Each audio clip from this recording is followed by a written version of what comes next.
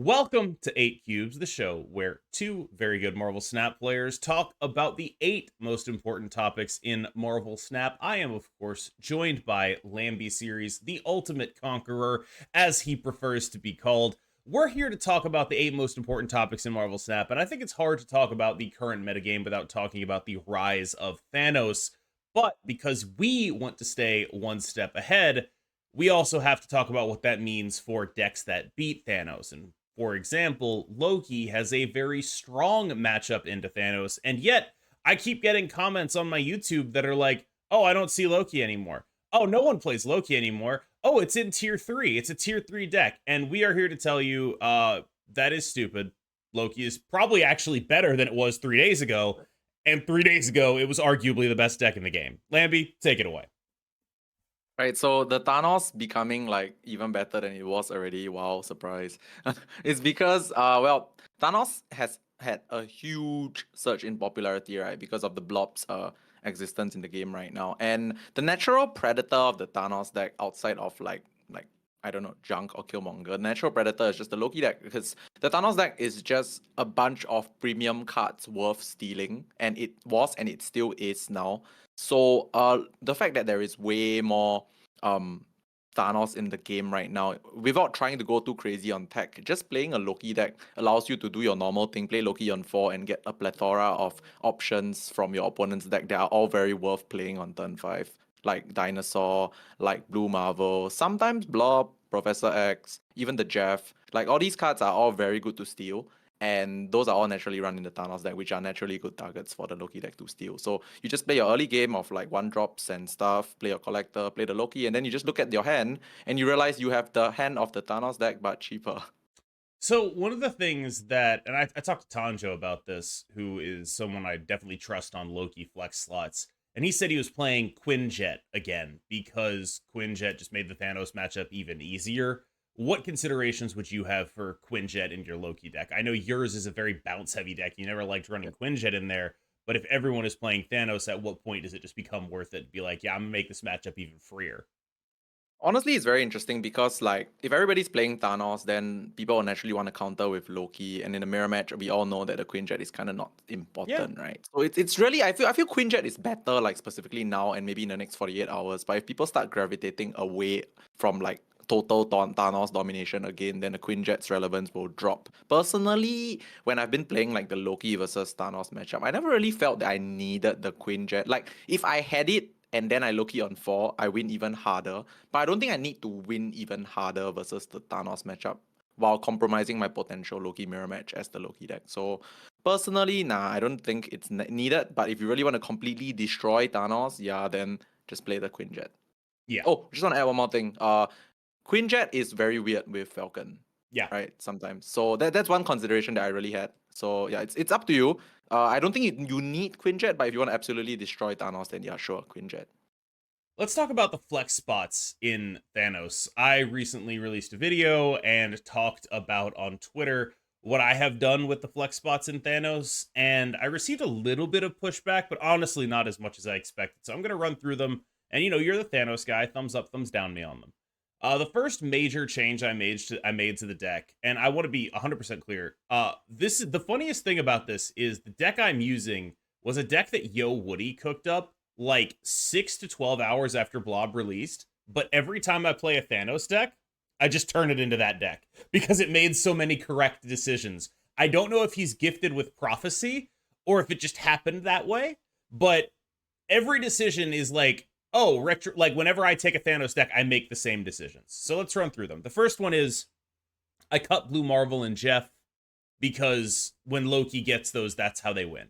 The way you play the Loki matchup is you want to play Professor X into an arbitrarily large blob. That's your win condition most of the time. And if you give your Loki opponent Jeff and Blue Marvel, they will flip that Professor X lane. Those are the cards they're looking for out of a Professor X. And I get it. It sort of sucks. You're like, oh, I'm a worse Professor X deck. And it's like, yeah, kind of. But in most matchups, I think the other thing is like Miss Marvel made me feel like my Professor X's, even with those cards in there, it was like a little bit more iffy when people were playing like, Miss Marvel and like Nebula running around in there. Like it's like you don't want to be as much of a Professor X deck right now. You want to be a Professor X deck when you can get away with it. But the best kind of Professor X deck you can be is the kind that doesn't need to back buff all of this stuff in the Professor X lane. You just want to win the Professor X lane and not think about it anymore. And so that's the main change that I made, and that one's the one I'm the most confident in. What are your thoughts on cutting Jeff Blarvel?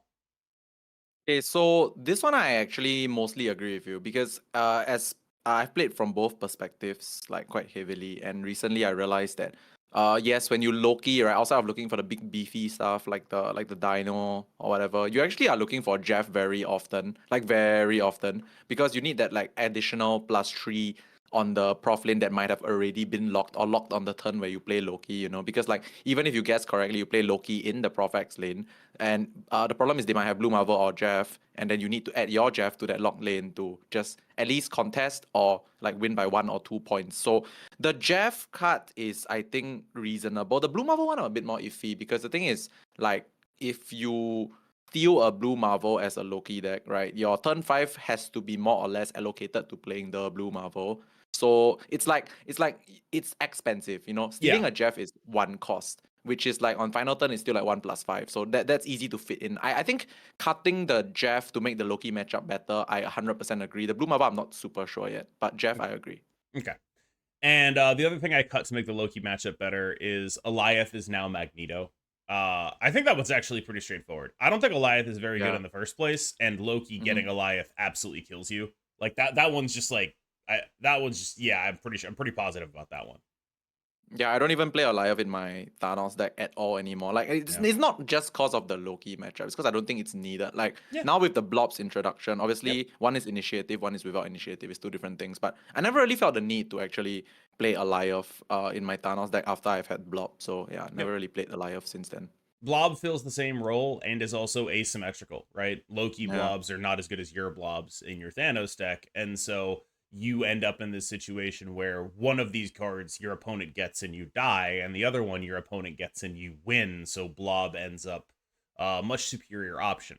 Now, when Yeah. we get to like the last few changes, here's where we're gonna have some real disagreements, and I Mm-hmm. think I'm gonna start with the one we're gonna have the biggest disagreement over it, and that is Nico Minoru. I'm still a Nico believer. I know what you're going to say. You're going to be like, oh, well, you draw her off Mind Stone, and that means you don't draw the Green Stone off Mind Stone, and that percentage is not worth giving up. And I think I agree. Yes, you draw her off Mind Stone, and that means you draw the Green Stone off Mind Stone less. But I think she's so strong that that percentage actually is worth giving up. Like, I, first thing, I only run 4 5 drops, so it's less 100% dependent on getting a 5 drop out on turn 4. And second thing is she is part of the reason you're less dependent on that, because she's doing things like cloning stones and drawing 2 cards and making the stones into demons. And all of those things are extremely, extremely powerful. So I'm willing to give up the Mind Stone. That said, I'm going to be real about this. I don't think Mind Stone has been a snap condition for a little bit now. Maybe that's just me, but I don't think Mind Stone has been a snap condition since before it was changed. And now that it has been changed, it is definitely not a snap condition. So I think I can understand where you're coming from, but I already sort of don't look at it the same way I used to when it comes to like Mind Stone being an insta win that I have to snap on.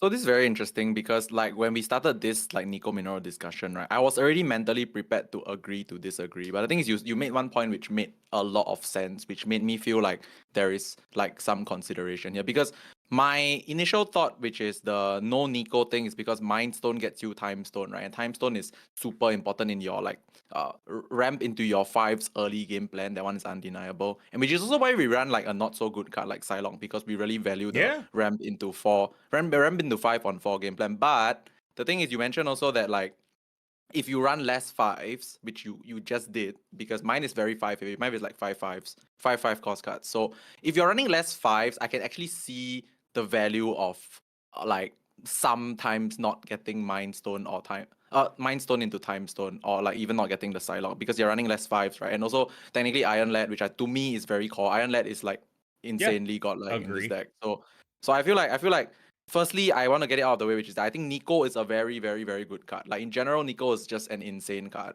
It's just that if you are running a very 5 heavy strategy, I really value the extra percentages of getting the time stone. So I think at the end of the day, it's really, if you really want to do the Nico thing that KM is doing, I would say you reduce the number of your fives, which he technically did because like no blue Marvel, right? So Yep. if you reduce the number of your fives, there is a good chance that the less percentage of getting the time stone is okay.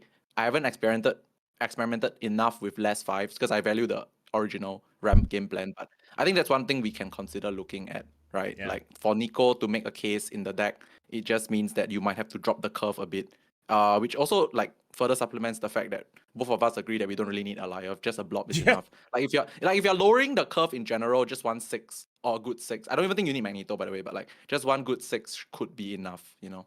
Well, that's the interesting thing about the deck, right?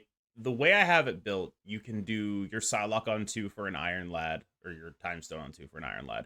You could also do it on 4 for an early 6, or on 5 for, on 4 for an early 6 on 5, right? And so, like, there's a little more flexibility with your Time Stone when you have something like, 2 6s you want to play, a 4 you want to play, multiple 5s you want to play. Like, yeah, you're still mostly doing it on 5, but like you can really mess around with like how your early game is sequenced when you do stuff like that. Last one.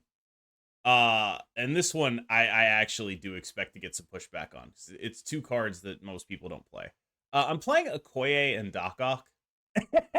Like I don't even want to talk about Doc Ock because like I don't even like I'm not that wedded to Doc Ock. He's a card that like is very much on the edge every so often, but I've just found that he's extremely powerful in the context of like, okay, first of all these bounce decks want to be playing stuff in a specific order.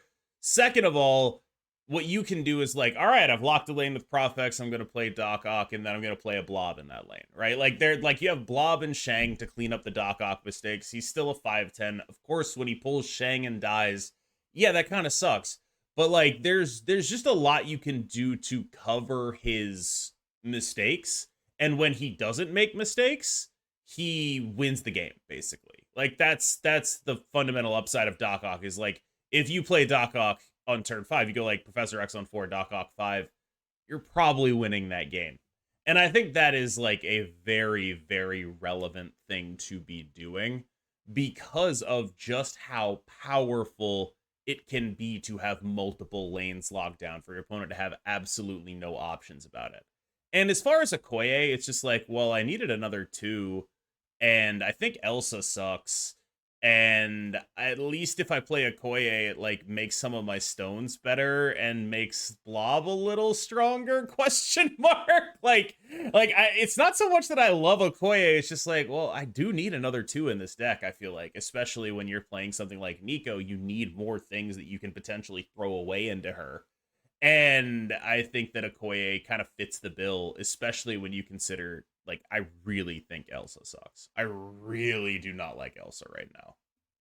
Okay, so I'll address the Doc Ock one first. So I never liked Doc Ock in this kind of deck, but I can see one use case for it, which we might cover later in the further topics, which is Doc Ock is actually better. And I think it's only good if you can play it on turn 4, like with Time Stone or with like Psylocke or something later we'll mention, maybe Lockjaw, Hyro. Because the thing is, Doc Ock too late, right? Means like you are kind of like stuck in this weird situation whereby like the thing is like I would want to play Doc Ock on turn 4, and if it goes south, I can retreat. But like if I get snapped, too early, and then Yeah. like the point is Doc Ock. I want to have like 2 turns to map out after the Doc Ock, Sure. because like you mentioned the Shang, right? It has to be like Doc Ock on 4, Shang on 5, Blob on 6. But if it's a Doc Ock on 5, I cannot do Shang and then Blob. So I think if Doc Ock pops out somehow on turn 4, I'm okay with it. But other than that, Doc Ock on 5 feels horrible to me. But yeah, anyway, Okoye. Okay, I don't think Okoye is good either. Yeah. And the reason that some people suddenly bring it back into the deck is because like Blob gets bigger. I mean, come on, Yep. honestly, in Thanos, like if it's a 50 power Blob or a 46 power Blob, it's the same. Like I think it's about the same. So okay, I do want to address Elsa though. Like I don't think Elsa is a good card. Firstly, like people know that I've been promoting Elsa in my Thanos decks, but I want to say that I'm promoting it as a card in my Thanos deck, not cause it's a good card. It's cause like your Prof X lane, your off lane, basically you're not Dinosaur and you're not Blob lane, needs like a bit of extra thingy. Like you need a bit more. That's why I like Elsa, and also of course there's Jeff Vision synergy. But obviously if you end up cutting Jeff, Yeah, like we then cut Jeff, and it's like, okay, the what? use I want to case make of my Elsa vision drops a lot. shankable. Like, Yeah, I know. Yeah. it's like, That's the thing. It's really just because I'm running the deck in a very straightforward way, which is like you close off one lane with enough stats to never lose it, then you just blob. Yeah, so yeah, that's why Elsa. But like outside of that, Elsa's not a good card, by the way. It's it's just bad. cause it's just that lane with the prof that might need something extra. Yeah. I did want to ask you about Arrow. Just sell me Oh, on I Arrow. legitimately think Arrow is good, by the way. Okay. Like legit. Yeah, because it's not so much about okay, firstly, if this is not a 5/9, I will never consider a card. The whole point is it's 9. The first thing is 9, all right? 9 is the most important thing. Then the second thing is that the added benefit of like sometimes additionally somehow clogging your opponent's lane is decent. And also because the way I play this deck is that like I think Blob is the only 6 you need, and if not on turn 6, 5+1 is very superior. So Arrow just gives you another 5+1 option, which is I think very important. So let's talk about our potential for a nerf wish list here. Now, we know there's an OTA coming up. Those are the ones they use to respond most directly to game balance, but they're also limited in terms of what they can do in terms of text reworks and things like that.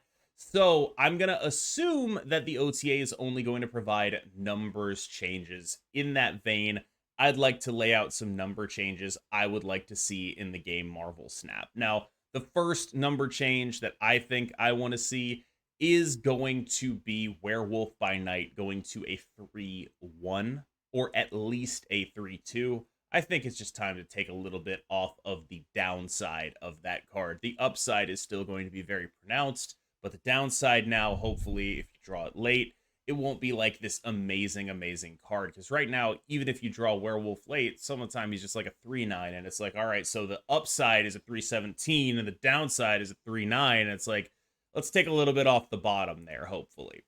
Now, I also would be interested in seeing some kind of nerf to Professor X, but this would be pretty much a stopgap measure, right? The idea with Professor X is you want to nerf him just so you, as a designer, have time to figure out what you want the card to be. And you don't have to worry about him being a dominant meta force. Now, I saw an answer in Ask the Team that was talking about how, okay, we don't want Lockdown to be like a dominant meta deck. And to me, I read that as like, all right, they're probably going to do something to Professor X's numbers. I don't really know what. I'm just guessing they'll take some points off of him, but I don't exactly know what they can do to Professor X text wise. What I will say is I've seen a bunch of really what I can only describe as, in my opinion, bad design, where people are just like, what if you made it so he only worked on turn 5? I hate that. Like, I want to be clear about that. They've done it a few times, and it has sucked every time. It has been like just like this very confusing piece of text that is very annoying to see, that is solving a metagame problem with text on a card. And it is my opinion that in almost all of those cases, the card should be re-examined heavily. Like, the reason there's text like that on Magic is because surprise magic is extremely stupid, right? Professor X is not in the same realm as if you could play Magic on 6. Just absolutely not in the same realm. Let's be real. Now, the comparison for Professor X, I think, is Leech. And I get that they did make that change for Leech. But if we're going to be 100% honest about that, I kind of think that's a dumb change too. What they should look for how to change Professor X is how they changed Galactus. They gave Galactus another avenue on which you could compete. They made him a card that you felt like you had more control over. And yeah, people still hate Galactus, but it actually helped. And I think that that's the kind of rework they should look into for Professor X. But I will say, I am very sick of seeing the suggestions that are just like they should make it only work on turn 5 or later. Like that is just the laziest connect. Like you have identified the problem, sort of, and then your solution is just a brute force fix to that problem. And I feel like we can do better, and I will be disappointed if that is what they come up with.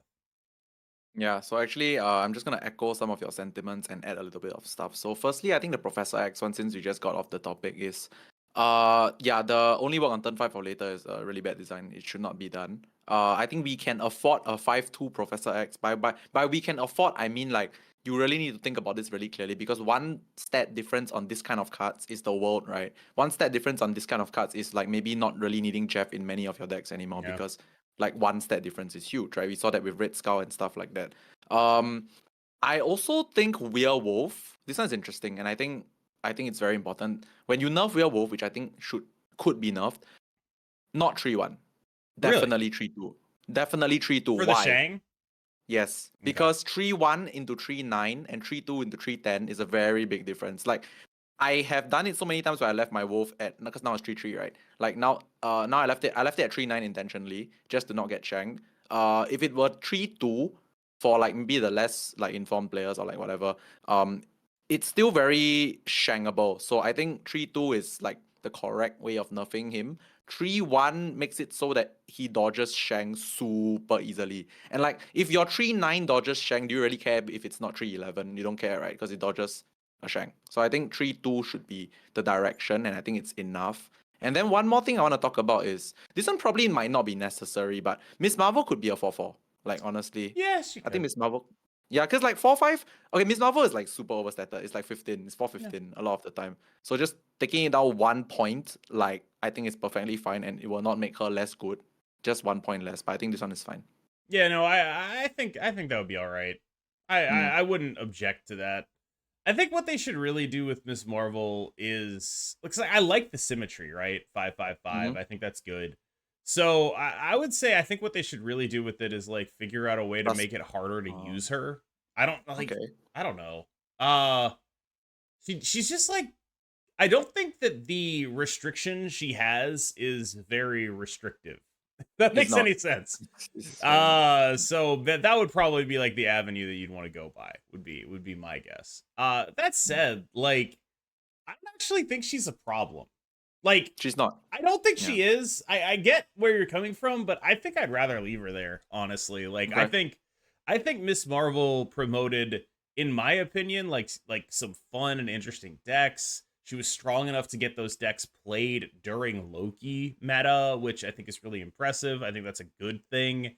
She's better than Darkhawk in the Darkhawk deck. I think that's also pretty sweet. Like I don't know. Yeah. I'm just glad to see some interesting things going on in the Darkhawk archetype, basically, like the hybridization with the lockdown stuff. I think I do sort of wonder, like, hey, you guys hate lockdown being the best deck. Why did you release Miss Marvel? But I Yeah. mean, that's neither here nor there, I suppose. But it does sort Yeah. of seem like, you made Miss Marvel Eliath within like a month of each other or 2 months of each other. And it's like, well, if you guys hate lockdown being the best deck so much, what's up with that? Yep. On the subject of nerfs, I just wanted to highlight the bounce shell because I don't even know exactly what to do about it. Like Black Widow probably should go back to what she was before. But like just bouncing these early game one drops with Beast and Falcon, getting stats on your werewolf. I mean, like this has been a dominant shell anytime it's had a payoff. It was dominant with Elsa. It's dominant currently with Werewolf. It was dominant back in the day when it had Hitmonkey. As soon as you give a payoff to this shell, it becomes an extremely, extremely meta relevant thing every single time. And right now, I mean, like it has the payoff. It has the werewolf. It has the hood and all of that off the bounce shell. Like it just feels like there's this critical mass of bounce stuff where it's like someone in my Discord didn't own werewolf and or Darkhawk, and they were still climbing with the Annihilus Darkhawk bounce without Darkhawk or werewolf. And it's like that seems like a problem, and I just don't really know what to do about it. Is there any consideration towards, in your mind, thinking that this bounce shell is a little bit overtuned? Honestly, I think. Okay, so firstly, what I think I want to happen is we tune down Werewolf to 3-2 first, then we see what happens, like Okay. gradual changes. That's what I want. But what I think is the main issue is because now there is also Werewolf and the accessibility to Nico. Nico just makes every early game insane, especially because Yeah. like I'm the biggest proponent of Forge ever, right? Nico's like +2 effect, double effect, copy effect. Like when you are copying a 1 cost card or doubling a 1 cost card or giving +2 to a 1 cost card, it's like more than 200% stat increase sometimes, which is crazy, right? If you think about it. So like it's really because Nico, and the thing is I don't think they should ever nerf Nico. I think she's a great card. So like I think we need to see how potent the wolf nerf, let's say if it really happens to 3-2 is first. We see how it goes. Because if that doesn't work, right, I really don't see how you can really nerf the bounce shell without like doing too much to it. Because you can't really touch Beast, you shouldn't touch Falcon. Hood is already there's a downside to Hood. Forge is not like overpowered at all. Nico is a great design, good card. Like it's all just like okay, good cards, nothing too broken on their own. But when you put it all together, then this is what happens. So I really hope that the werewolf potential nerf, let's just say, could like do something to the shell. If not, I'm also a bit lost as to what you can really do, because I don't think you should touch any of these other individual one cost cards. I think you could probably hit Black Widow. Okay, yeah, maybe. Like I think To like just what? take the -1 off. It's a 0 Okay, yeah, again. that makes a difference also. Yeah. You'll never think of it this way, right? Like when Black Widow got like the -1 Widow's Bite, like no one really thought that it would be such a defining force. Like I thought it was good, obviously it's a buff straight up, but like the fact that it mattered so much, right? I didn't really think that it would matter this much. I didn't think it would matter this much too, but then you think about like just how what Black Widow Beast does, and because like when I saw the buff, I was like, okay, this is it's the smallest possible buff they could give, right? But that's only true if you're only playing Black Widow once. If you're playing Black Widow multiple times, the buff sort of stacks, right? Like it's like it got an additional point of power because you bounced it. And that is, I think, like the actual bit that I missed when evaluating Black Widow is like Black Widow effectively gains a power when you bounce it because it gives them another Widow's Bite that they have to play out, and that's a -1 power. And now suddenly, also in addition to that, multiple spaces on the board being taken up, that also stacks. Like that also compounds. The more spots on the board are taken up, the less your opponent can do. And if you're only taking up one spot on the board, they can usually work around that. But suddenly 2 spots on the board, especially with decks trying to play as many cards out as they are, that becomes a serious negative impact. And that's part of why Black Widow is so good right now, especially when you bounce it. Actually, I want to add one thing, which is I think there is something they can do to the bounce shell, but I hope they never do it, which is they can make Nico a 1/1. Because if they make Nico a 1/1, right, the double effect is severely mitigated. And obviously, then the synergy with Forge is also severely mitigated. But I hope it never comes to it. But that one should work. But I hope it never happens. Yeah. That's a nerf I've seen nobody suggest, but it probably would work, yeah. Yeah, it will work. It's just that I don't want it to happen. All right, let's talk about Havoc. He's a 2/0. He eats one of your energy at the end of every turn, which means the turn you play Havoc, that's how much energy you have for the rest of the game. And every time he eats one of your energy, he gains 4 power. So last episode, Lamby and I talked about how we had no idea what to do with this card. He felt like he was made for an era when Old Wave existed, and Old Wave does not currently exist. And today, I would like to inform you that I still have no idea what to do with this card. I don't get it. I don't know what I'm going to do about it. If I'm wrong about this guy, it will probably be the most wrong I've ever been. Because, like, I've said that cards that are 5 stars are 3 stars before, but I look at Havoc and I'm just like, I have no idea what to do with this guy. So if this guy ends up being good, I will be way more than 2 stars off on him, is basically how I'm thinking about it. Lamby, do you have any idea what this guy is? Right, so I'll just add 1 or 2 things to it, because okay, so firstly, when it comes to card releases, I am like not often wrong. Like I called the Blob one like 2 months ago, but like this one, I'm also gonna be very surprised if it's any more than like 2 stars or like 1.5 stars, because like this is the biggest walking Shadow King target of your life. Also, it's like, I don't know, man. This card is just not good in my mind. I cannot see it happening. But if it happens, I'm very willing to be proven wrong, but I don't think I will. I think I like the idea of Vipering him, but it's like, oh no, what happens when you draw him and not Viper? This is like Country, Ebony more Viper all over again. Yeah. Like, well, I mean, I think it's better to, like, people talk about Martyr Viper, right? That was bad because you're just giving your opponent 4 points. But this is actually giving you like a real downside. The issue is like it's like, okay, we've done Electro Viper, but it's like, that's not good either. Like, I don't know.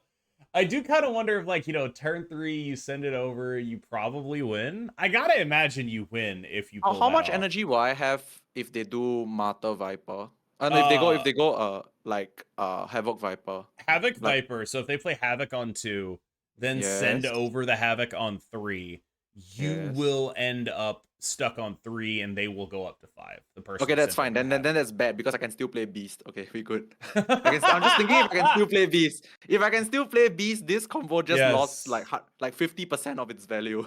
That's So yeah, I think probably true. Yeah, you just bounce the Havoc up. I mean, it still does yeah, eat one of your energy, but of yeah, course, it of it course. it I ate one of your yeah. opponent's energy first, then you replay the Havoc Yes. on Yeah. your final. Yeah, Okay, so yeah, no, that sounds bad. All right, I'm with you. It's not good. Fair yes, enough. That does seem like a yeah. very bad thing to happen. Okay. Right. Yeah, I'm out of Havoc ideas. All right, moving on. We wanted to address the way in which new card releases tend to sort of make the meta converge at a certain point. Right now, I think we both agree the Thanos deck is very, very good, and Blob is a big reason why the Thanos deck is very, very good. But I don't think either of us think it's actually the best deck in the game, and yet I still see stuff about how, like, oh, I never see Loki. Why are you worried about the Loki matchup? I never see Bounce. Why are you worried about the Bounce matchup? And it's like, there's this weird thing that happens where it's almost like there's not enough incentives to play the right decks. There's so many more incentives to experiment, right? So, like, what'll happen is you're a content creator. Your job is to find the best deck with a new card, and then a bunch of people go out and play that deck because that's what gets them their stuff on the weekend missions. And of course, if that deck is exciting and actually good, and I think Blob is probably the second in a while to do that, because I think Annihilus was like this too, Yes. but nobody actually arrived at the good Annihilus deck except me. But like it turns out the good Annihilus deck was just putting it in bounce, and that was very boring. No one wanted to hear that, right? The Blob was an archetype that everyone loves coming back into the meta and being very good. And I think that all adds up into people are overplaying the Thanos deck. Like that's fundamentally what's happening right now, is because it's a Thanos deck, it's fun, it's got the new card, there's weekend missions, and it's good. People are overplaying it. And that is like a weird thing that will continue to happen. And I think it's interesting because there are so many actual incentives to do that, right? You want to play with a new card, you want to play the fun thing. There's weekend missions that are actually effectively paying you to do this. And I think that in the future, as long as the card is good enough, it will see this kind of overplay. But I do think that it is being buoyed pretty heavily by the fact that people really love Thanos, right?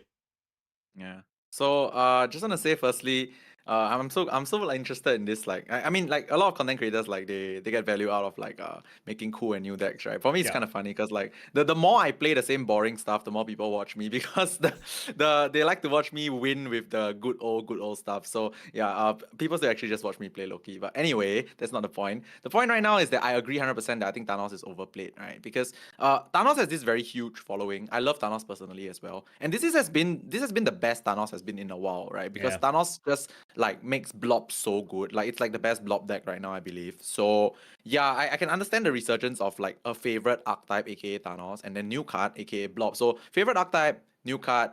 A lot easier to play than Loki, like you said. There's no reason to really just keep playing Loki because it's not that easy to play anyway. Yeah, makes Thanos Blob like a very popular choice right now, which is fine. I think it's fine. I'm actually enjoying the fact that I get to play like a tier one Thanos deck. I do believe this is tier one, by the way, I just that agree. on the slightly lower spectrum, but still tier one. Yeah. But the thing is, this is also the reason why you could be playing if you want to climb ladder, right? Like recently, I just did like top 25 to top 10 in record time just because I was just playing all my Lokis into all the Thanoses, so free. But yeah, but yeah. So I think the bounce Annihilus and Loki decks are very well positioned right now. As decks in general, which you should consider playing. The Thanos Blob, of course, like I said, still tier one, but I don't think the hype will survive that long because after a while people be realizing that oh their Thanos decks are still losing to Loki. Sometimes I'm losing to Bounce, and then you just like okay maybe I'll play something else. But yeah, this week in particular has been the highest surge of Thanos I have seen in so long. And I don't mind. I don't mind. It's just that yeah, I I, think it will go away. I think it's cool too, but it's like I'm noticing like a pretty significant delta between how good it is and how much it's played. Where it's like people are Mm-hmm. like, "Oh my god, I hate these Thanos mirrors," and it's like you could farm them, you know that, right? Like, I did farm them. yeah, Yeah. like, you could just beat them all up. You could very Yeah. easily make that choice. Yeah. Lamby intimated to me that he wanted to talk about Thanos Jaw. I know that I believe Desmond was playing Thanos Jaw, Korean Thanos player, very good. I know the Human Spider, our own little North American server version of Yep. Thanos One Trick, is also on Thanos Jaw. So walk me through what your thought process is with Thanos Jaw, why you like it, but why you're ultimately not playing it. Alright, so firstly, Human Spider just needs to spend 48 hours playing Loki, and he'll probably be one of the best players in the game. Like, honestly, the guy is just too good at the game. Like, he just needs to spend 48 hours dedicated to playing that deck. Like, I am so sure. But He's very anyway, good. so Thanos Jaw, I think, has some merit to be mentioned right now because it is relatively better into Loki than the normal Thanos. Why? Because firstly, we all know that the blob getting stolen by Loki is meh, right? Compared to you yourself using your own blob. Now, Thanos stealing Lockjaw is also so sad because what are you spawning from your deck that matters? Nothing, right? So actually having like this is like the same as like the Silk Smooth versus Darkhawk in the previous meta, whereby you give them like you invalidate some stuff, right? Like Silk Smooth invalidated Ange and Shang. Like Lockjaw and Blob semi invalidated even if it's stolen, right? So I feel like there is merit to playing Thanos Jaw. Also, obviously, just the natural high roll potential. Like if you high roll Lockjaw roll versus anything, not just like Loki or like the mirror, you get a random like big dude coming out of Lockjaw on turn 4. It just swings the game as well, right? Like obviously there's the downside of sometimes you get Blob and then you lose your deck, which is not even that bad, right? Because like if you get Blob on 4, it's huge, and then your hand has like cards, you just play a 5 and a 6. So it's okay. So I really think Thanos Lockjaw has like some merit in the meta right now. I didn't really rank it anywhere in my tier like 1 or 2 because I haven't really explored. I've just seen people play the deck. And like when I look at it, I'm just like, oh, this deck makes sense right now into the current meta. Yeah. And one of the biggest reasons why it makes sense is in our last topic, which we can talk about soon. I think everyone's forgotten that Killmonger farms Thanos. Like I don't know if people get it, but like Thanos is a deck that spends 3 turns of the game playing 1-drops and then Yep. the remaining 3 turns of the game playing big stuff. And those 1-drops are very key to that Professor X being good. Like when people talk about like how do I beat Professor X, play Killmonger and they won't have cards with which they can Professor X you. Yes. Like that is extremely extremely powerful. And I think that like it is a little bit unfortunate that, you know, Blob hurts Darkhawk, right? Because like you'd want to put it in like your Invisible Woman Killmonger like Darkhawk deck. That's where I would want to go. But like even a deck like just basic destroy, just running the card Killmonger, losing priority and playing a Killmonger that flips up on turn 3. It's like, well, I just killed 5 stones. That was your whole game plan. And it is extremely hard for a Thanos deck to recover from that. Like there are extremely strong ways to counter it that just sort of aren't being played for reasons unknown. And it's not because they don't work. It's just people want to keep playing Thanos Blob, I think. And Killmonger is one of the ways that you can be the Killmonger deck inside the Thanos deck. You do Killmonger and Death in your Lockjaw version of the deck, and I've seen the Human Spider doing that. I've seen Revis doing that. Like it is a way to win those mirrors that does not involve like just going and playing a different deck, right? For the record, I do want to say I have thought about just playing Loki and Thanos, but then I'm like, okay, if I'm gonna play Loki and Thanos to win the mirrors, what if I just played Loki, the deck, because it's a better deck? And so Yeah. I ended up not doing the Loki and Thanos thing, but it's like that is the inevitable endpoint of that, where it's like, I'm gonna play Loki to win mirrors, and then it's like, oh, why do they have to be mirrors in the first place? Exactly. So talk to Like me if about you play, Killmonger, but yes. yeah, yeah. Like if you play Loki, you have the insane 1-drop package, right? Of the Forge Yep. Nico, the bounce stuff. And I want to talk about this first because firstly the Monger is in Lockjaw, Thanos decks, and Death is like the Death is not even that like bad in the deck, even if you don't hit the Monger, because well you can get it off of Lockjaw for free, right? Sometimes. And of course if the Monger thing works out, you get like a very cheap Death, right? Because you blow up both sides of stones. I also want to say that Monger is insane into like Loki. Yeah. Especially if you randomly get it off a Lockjaw, because they don't know when it's coming. Like on my average Loki games, like 10 to 15 stats of my board is all 1-drops. Like it's all just there. So like if you blow up my 1-cost cards randomly and I didn't realize I was supposed to bounce it, I will just die. So like I honestly think Monger is super underrated right now. Like you don't even have to do like Thanos Lockjaw Monger Death. You can play Monger in your like, I don't know, mid-range deck with stats. Like your Monger in your Miss Marvel deck, Monger in your on your Cerebro tree. That also is a thing, right? I mean, it's a thing, right? It You don't is need a 1 cost in thing, but Cerebro. yes. Yeah. So I really think Monger is just severely underplayed right now. But I don't think it's underplayed because people don't realize it. I feel like they will realize it very soon. Like maybe when this video actually comes out, people will start realizing it already. But like for now, it's like I don't see it anywhere, and I feel like there are so many games that like if I just look at my hand and my board, I'm like, if they have random Monger on 6, I'm dead. It's like so many games. So many games are like that right now. But I'm not actively playing around it because no one does it. But you probably should. Yep, you probably should. That's pretty much where I'm at with Killmonger for sure. All right, y'all. Thank you so much for making it through that one. I know it was a little bit longer than usual because we talked about Thanos tech options for like 10 minutes. All right, y'all. Yep. Thank you so much. I've been Cam Best. He's been Lamby Series. We will see you in the next one. Thank you, Lamby. Take us out. If you like what you just saw, do like, comment, and subscribe, and look at my channel as well for the next episode of 8 Cubes. See you guys.